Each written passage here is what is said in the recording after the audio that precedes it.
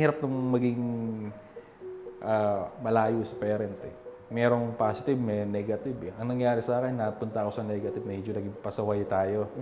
Kumbaga, bumagsak ka, matuto ka. Mas gustuin ko na maging, eto, dalawa lang ang tropa ko eh, yung close friends ko, kaysa maging 10 o 20. Yung opportunity na binigay nila sa akin na matuto, matrain as a personal trainer is, ang ganda. Nahubog na ako, nakagawa ko ng sarili kong kumbaga, pangalan. Tsaka ito yung nagbigay sa akin ng chance na mag-grow up lalo. Our guest for today, Jeff Manahan, a professional gym instructor here in Saudi Arabia. Paps, welcome to Sessions. Kumusta? Anong nga ba yung naging buhay mo dati sa Pilipinas bago ka nag-Saudi? Actually, ever since trainer na ako eh.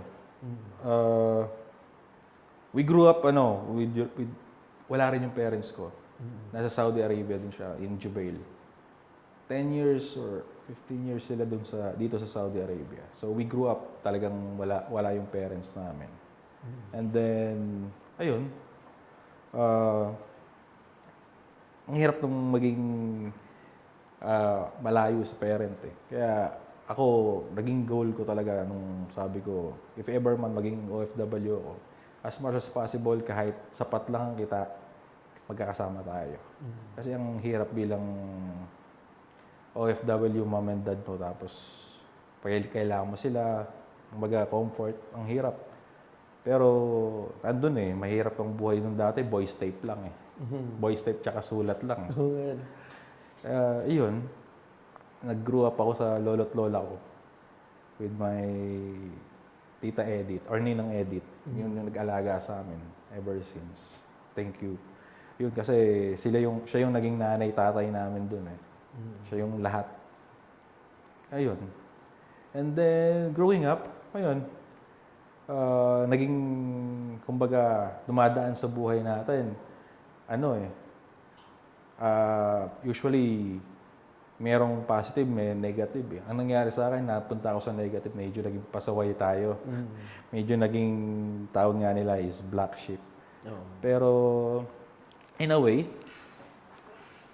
siguro, masasabi ko na lang na thank you din sa nangyari dahil at least natuto ko sa buhay kung paano i-handle yung sarili kong buhay. Kumbaga, yung pros and cons nung nagagawin kong bagay sa ngayon, alam ko na dapat ganito, dapat ganyan. At least natuto ko.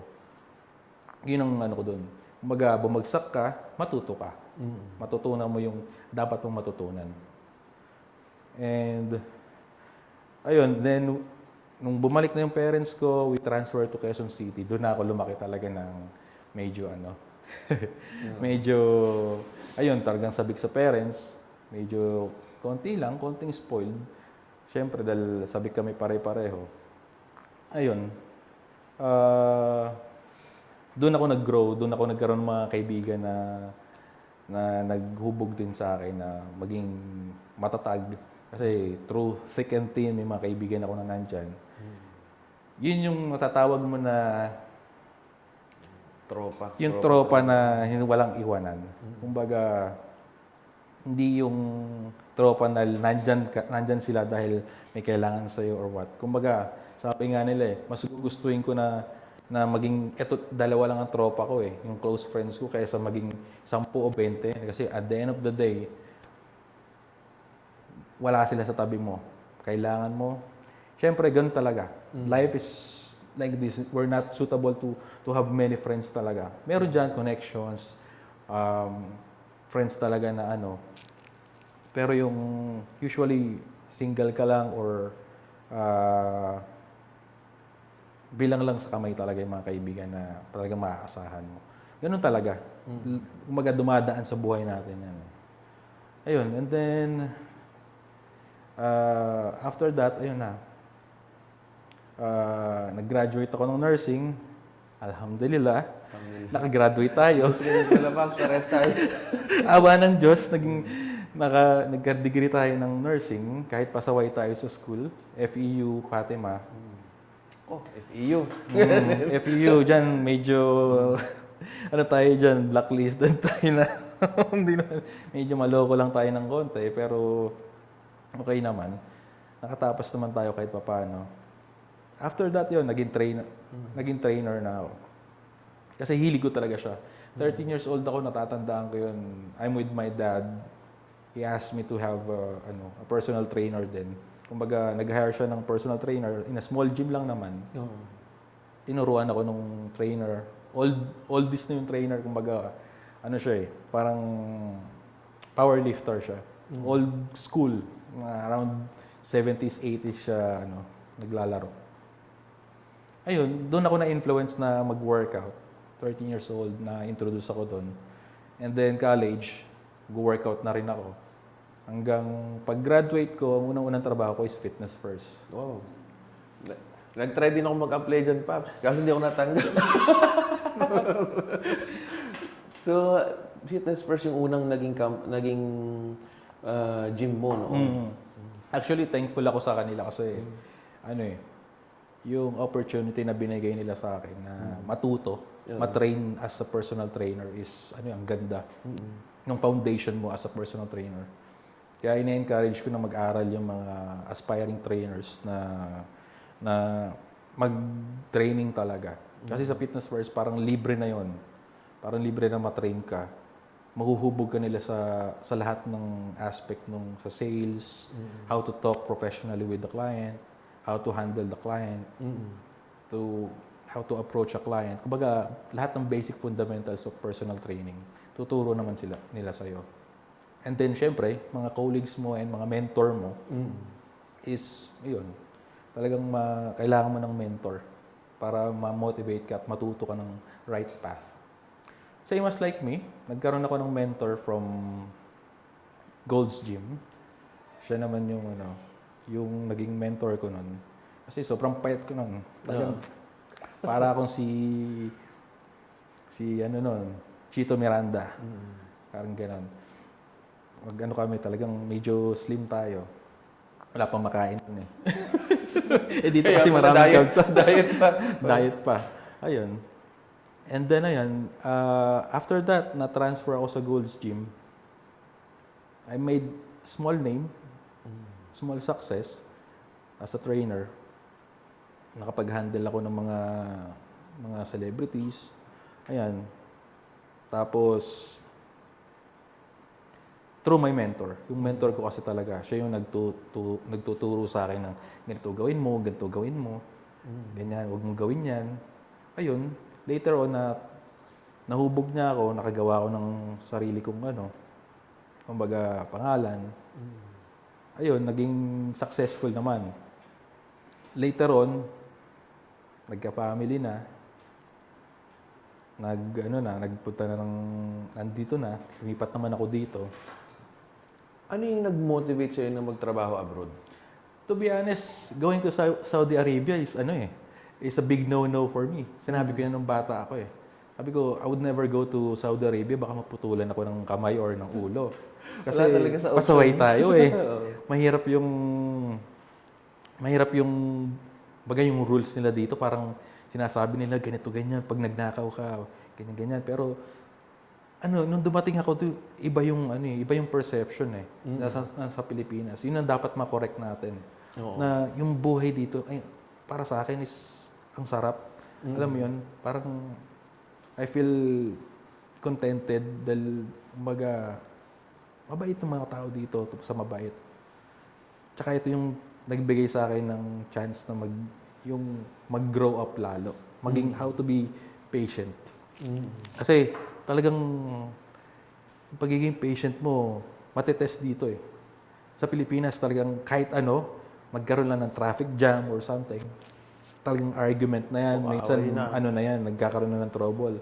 Dito talagang, you have to learn the way of breathing, how to calm yourself talaga na, kasi, hindi, kumbaga, ito yung nagturo sa akin, humaba yung pasensya kahit papaano. Ayun. And dito, alhamdulillah, dahil yung una kong kafala, or yung una kong employer is,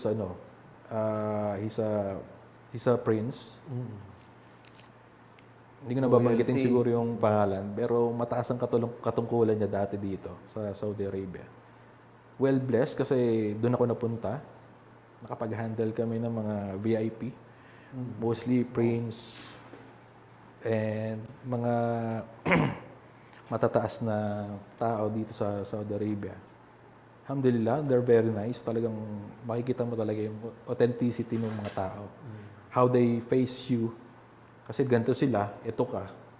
They face you like this. Kumbaga, they put their level down to communicate with you properly and treat ka nila as a person talaga na alam mo yun, walang discrimination.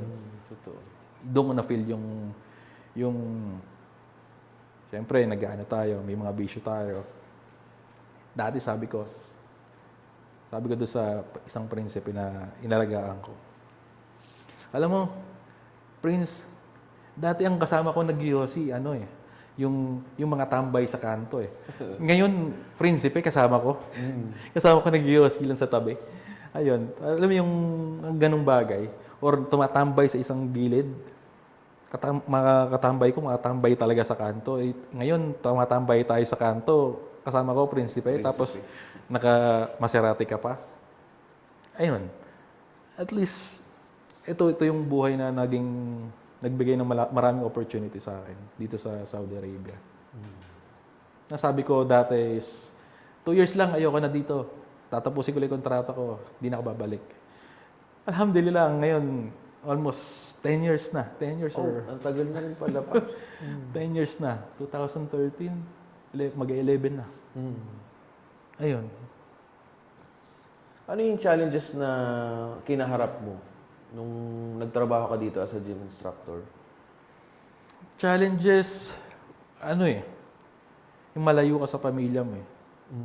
Yun ang number 1. Yung malayo ka sa anak mo, talagang seeing them growing up without you. Makita mo yung simple step, mga first word niya, first sentence, ang hirap. Parang Christmas, New Year, wala ka dun. Ang hirap i-handle nung Tapos, parang, alam mo, kasi minsan, ibang tao, tinitingnan nila yung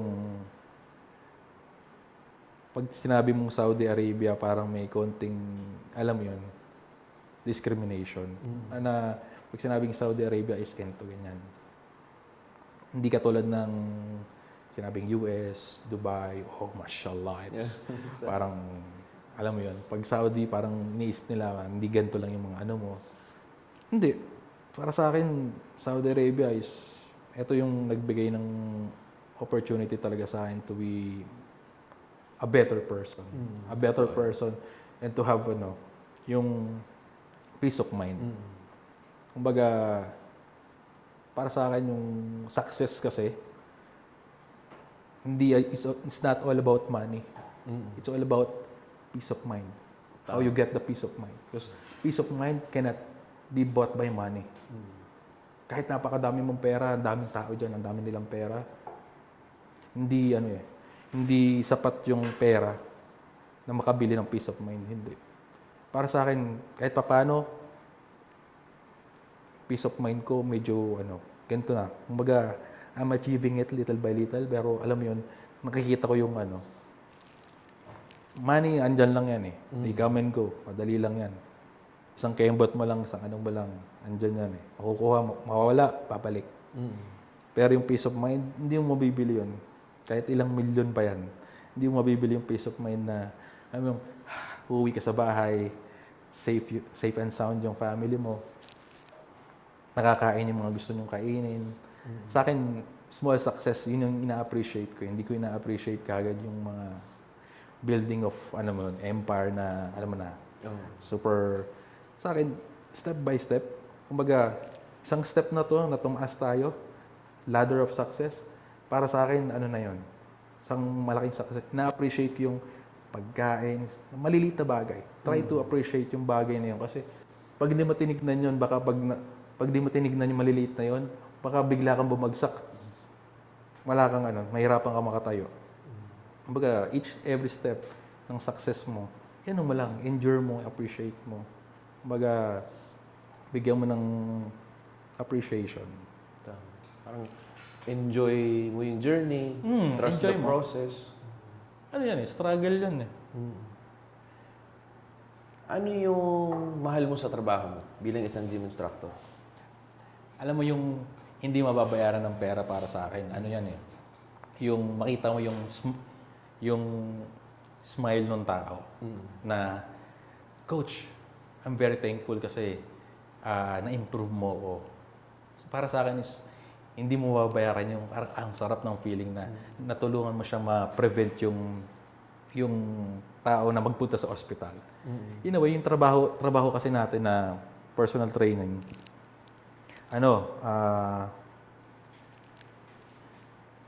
halos pareho rin ng nursing. Ang pinagkaiba lang, tinatrabaho natin yung trabaho ng personal training bago ka mapunta sa ospital. Kumbaga, as a nurse, we take care of the patients. Dito naman, we take care of them para hindi mapunta sa ospital. Kumbaga, prevention is better than cure.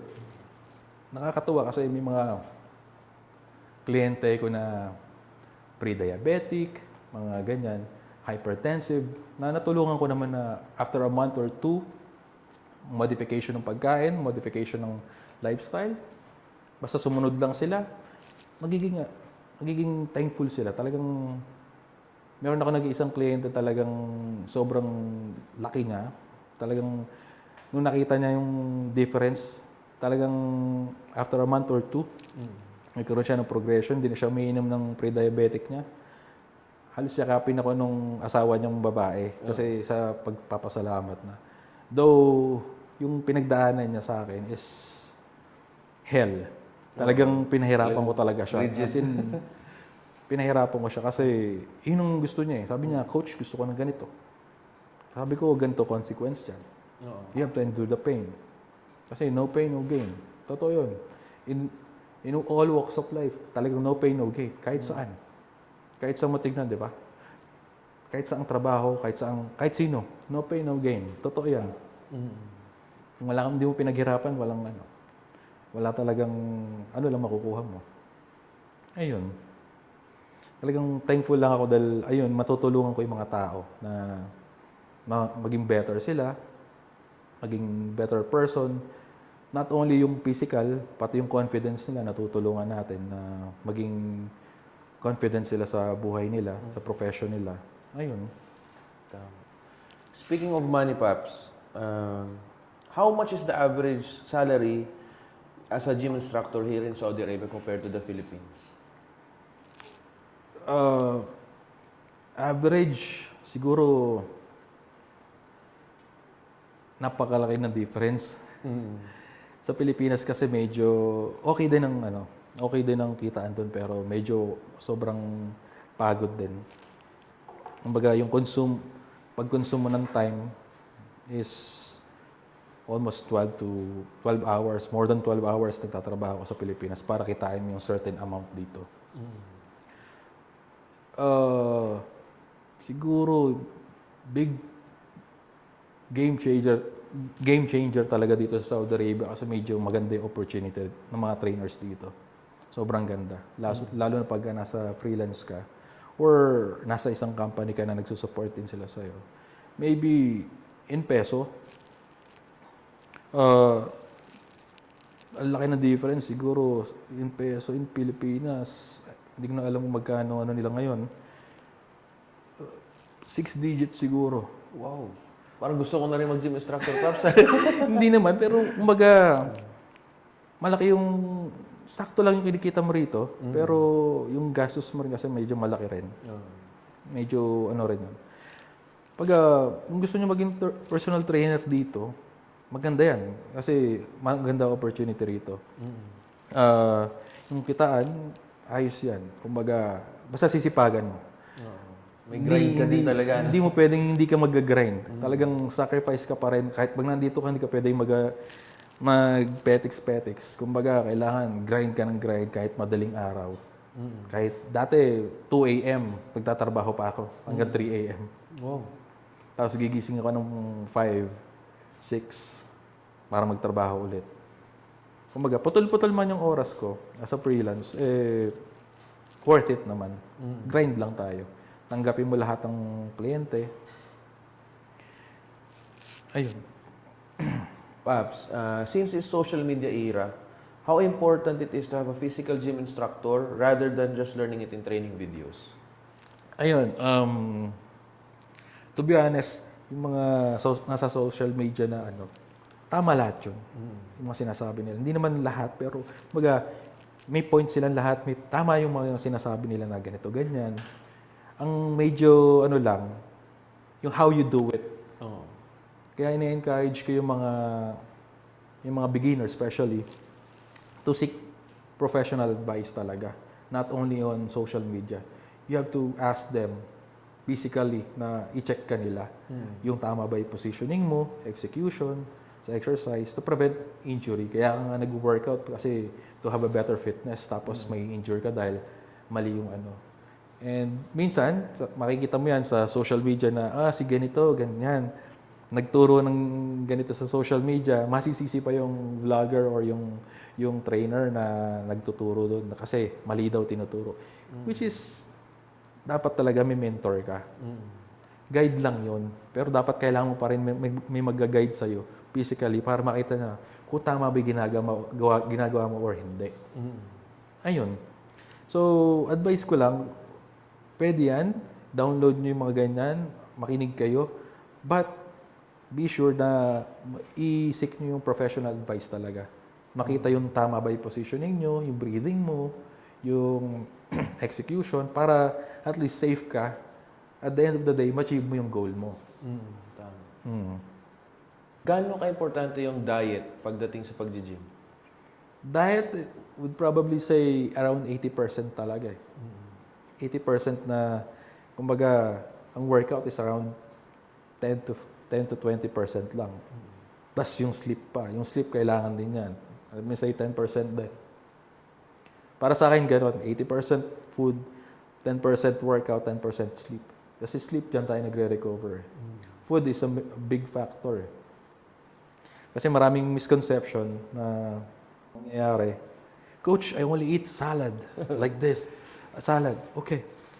But when I ask them, how much? I eat like this, coach. A big salad. Farm. isang farm yung yung kinain niya. Same thing din, ganun din. Nagki-create din yun ng So, lifestyle talaga, lifestyle change.